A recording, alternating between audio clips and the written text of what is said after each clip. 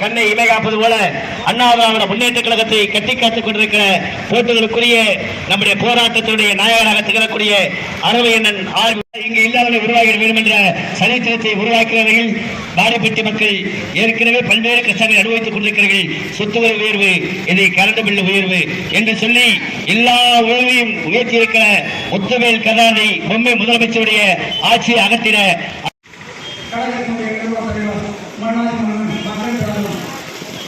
மனைவிட்டு வரையினாலும் மக்கள் மனதிற்கும் மக்கள் மனம் என்னவாக அறிந்திருக்கும் புரட்சிக்கான இந்தியா அவர்களை வழங்கி கலாச்சாரத்துடைய காவல் நாம் தமிழ் சாமி மன்னரைப்படி பொருள்களில் முன்னக்கூடிய விடியாட்சி அரசு கள்ளச்சாராயம் கொலை கொள்ளை என்று தொடர்ந்து நடந்து கொண்டிருக்கின்ற வகையிலே அதை கண்டும் காணாமல் ஆட்சி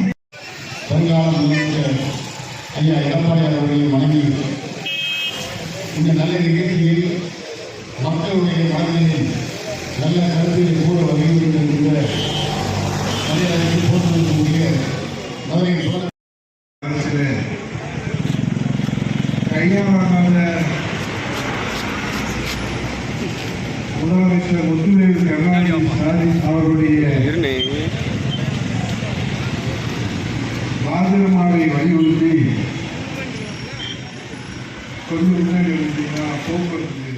சட்டம் ஒழுங்கு சந்தி சிரிப்பதை தோலுக்கு காட்டிக் கொண்டிருந்தார்கள். அதைத்தான் நாங்கள் இன்றைக்கு மக்களிடத்தில் வீதி வீதியாக சென்று திண்ணை பிரச்சாரமாக இந்த துண்டு பிரசுரங்களை வழங்கி சட்டம் ஒழுங்கை காப்பாற்ற தவறிய முத்துவேல் கருணாநிதி ஸ்டாலின் ராஜினாமா செய்ய வேண்டும் என்ற கோரிக்கை வைத்து இன்றைக்கு தமிழகத்திலே சென்னை மாநகரில் மட்டும் 86 கொலை சம்பவங்கள் அரங்கேறி முதலாவது இடத்தை கொலை சம்பவங்களிலே பிடித்திருக்கிறது. கோயில் மாநகரம் மதுரையிலே திறந்தோறும் கொலை சம்பவங்கள் நடைபெறாத நாளே இல்லை என்கிற வகையிலே 40 கொலை சம்பவங்கள் மதுரையிலே நடைபெற்று 2வது இடத்திலும், தூத்துக்குடி மாவட்டத்திலே 35, விருதுநகரில் 31 கொலைகள் என்று 3வது 4வது இடத்தையும் இப்படி பட்டியல் போட்டு சொன்ன பிறகும் கூட இன்றைக்கு அடுத்தவர்கள் சொல்வதை நாம் ஏன் கேட்க வேண்டும் என்று இருமாப்போடு செயல்படுகிற முத்துவேல் கருணாநிதி ஸ்டாலின் ராஜினாமா செய்ய வேண்டும் என்று கோரிக்கை வைக்கிறோம். இன்னைக்கு டெல்லியிலே போராட்டம் நடத்த வேண்டிய 39 நாடாளுமன்ற உறுப்பினர்கள் 39க்கு 39 பெற்று வெற்றி இருமாப்பிலே இன்றைக்கு திமுக கூட்டணியுடைய நாடாளுமன்ற உறுப்பினர்கள் அங்கே நாடாளுமன்றத்திலே உரிமை குரல் எழுப்பாமல் ஊமி சாமிகளாக அங்கே இருந்துவிட்டு மக்களை ஏமாற்றுவதற்கும் தங்களுடைய கையாளாக தளத்தை மறைப்பதற்காகவும் தமிழ்நாட்டிலே போராட்டம் நடத்துகிறோம் என்று தங்களுடைய இயலாமையை மறைப்பதற்காக இந்த போராட்டத்தை அறிவித்திருக்கிறார்கள். தமிழ்நாட்டின் உரிமையை பெறுவதிலே திமுக தோற்றுவிட்டது என்பதுதான் இந்த போராட்டம் எடுத்து காட்டுகிறது. தமிழ்நாட்டின் உரிமையை இன்றைக்கு கொடுப்பதிலே மத்திய அரசுக்கு மனமில்லை என்று சொன்னால் அங்கே நாடாளுமன்றம் ஸ்தம்பிக்க வேண்டும். காவேரி உரிமை பிரச்சனையிலே மாண்புமிகு புரட்சி தமிழக எடப்பாடியார் முதலமைச்சராக இருக்கிற போது அன்றைக்கு 39 நாடாளுமன்ற உறுப்பினர்கள் அனைத்து இந்திய அண்ணா திராவிட முன்னேற்ற கழகத்திலே முற்றுகை போராட்டம் நடத்தி அந்த உரிமையை மீட்டு தந்தார்கள் என்கிற வரலாறை நான் நினைவு கூறுகிறேன். ஆகவே 39 பேர்கள் தமிழ்நாட்டிலே போராட்டம் நடத்துவதை மக்களை ஏமாற்றுவதற்காக அவர்களை தேர்ந்தெடுக்கவில்லை. தலைநகர் டெல்லியிலே அங்கே மத்திய அரசிலே உரிமை போராட்டம் நடத்தி நம்முடைய தமிழ்நாட்டினுடைய உரிமையை பெற்றுத் தருவார்கள் என்கிற நம்பிக்கையிலே தான் மக்கள் அவர்களுக்கு வாக்களித்திருக்கிறார்கள்.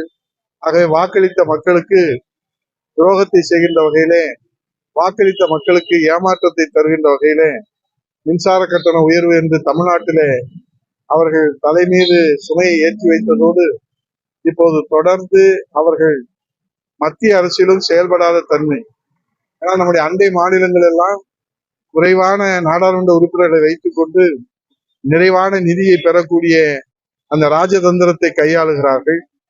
இன்றைக்கு திமுக தலைவர் முத்துவேல் கருணாநிதி ஸ்டாலின் முதலமைச்சருக்கு தமிழ்நாட்டின் உரிமையை பெற்றுத்தருகிற ராஜதந்திரம் தெரியவில்லையா, அதனால் மக்கள் பாதிக்கப்பட வேண்டுமா என்கிற கேள்வி தமிழ்நாட்டு மக்களிடத்திலே இன்றைக்கு எழுந்தது. ஆகவே இந்த உரிமையை பெற்றுத்தர வேண்டும். நிதிநிலை அறிக்கையிலே நாம் புறக்கணிக்கப்பட்டிருக்கிறோம். ஆகவே நாம் இது குறித்து சிங்கமாக கர்ஜிக்க வேண்டும்.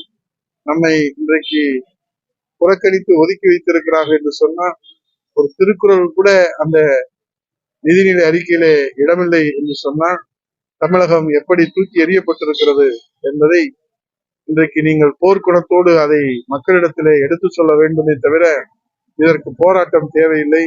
டெல்லியிலே தான் நீங்கள் முற்றுகையிட வேண்டும், அங்கேதான் போராட்டம் நடத்த வேண்டும் என்று மாண்புமிகு எதிர்க்கட்சி தலைவர் புரட்சித் தலைவர் எடப்பாடியார் பலமுறை இதை எடுத்து சொல்லியிருக்கிறார்கள்.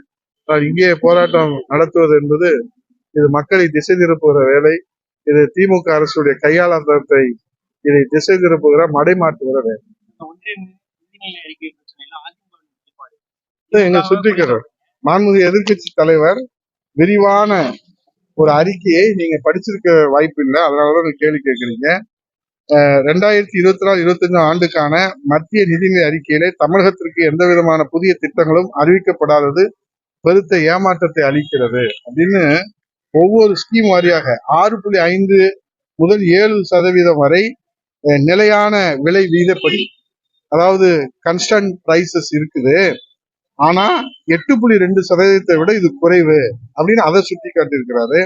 அதே போல பொருளாதார ஆய்வு அறிக்கையில வேலை வாய்ப்பு உருவாக்க வேண்டும், திறன் மேம்பாட்டுக்கு முக்கியத்துவம் அளிக்க வேண்டும், வேளாண்மை துறை மேம்பாடு, செயற்கை நுண்ணறிவு, ஆர்டிபிஷியல் இன்டெலிஜென்ஸ், அதுதான் வேற போராட்டங்கள் அதிமுக சார்பில் ஒன்றிய அரசு 39 திமுக நாடாளுமன்ற உறுப்பினர்களே மௌனசாமியார்களே இருக்கிற போது எங்களுக்கு அந்த வாய்ப்பு, உரிமையை போராட்டம் நடத்துகிறதோ, பேசுகிற, கருத்து சொல்கிற, பதிவு செய்கிற அந்த வாய்ப்பு, அதிகாரம், அங்கீகாரம் இங்க திமுக கூட்டணிக்கு தானே கொடுத்துருக்குறாங்க.